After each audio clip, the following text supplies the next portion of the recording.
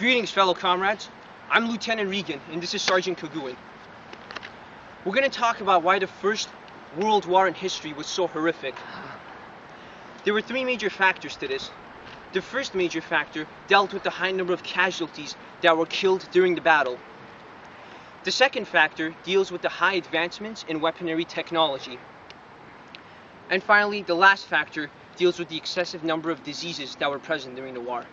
Sergeant Kagaoan will cover the first factor. World War I had the highest amount of casualties than any other war. Referring to the novel The 3-Day Road by Joseph Boyden, Xavier and Elijah are army snipers and hunters. This made Xavier and Elijah more better soldiers and killed more enemy soldiers. I will cover the second factor.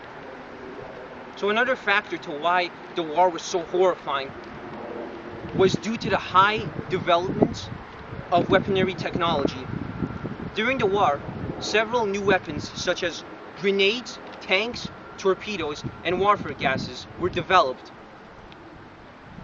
Referring back to the 3-Day Road, there is a scene that involves Xavier and Elijah being guided by their fellow comrades on the highly developed weaponry. It is expressed through the following passage. Now listen careful, boys. It's the smaller shells, the whiz-bangs, that are the most damaging. The ones that sound like a mosquito whining in the distance. This was said in page 28 of the novel. The third factor to why the war was so horrific was due to the high number of present diseases and viruses, which affected several soldiers during the war, especially in the trenches.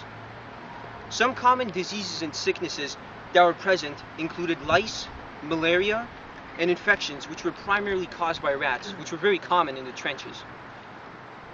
Referring to the novel The 3-Day Road by Joseph Boyden, there's a particular scene where Xavier, along with his fellow soldiers, were sent to this old farmhouse building to sleep.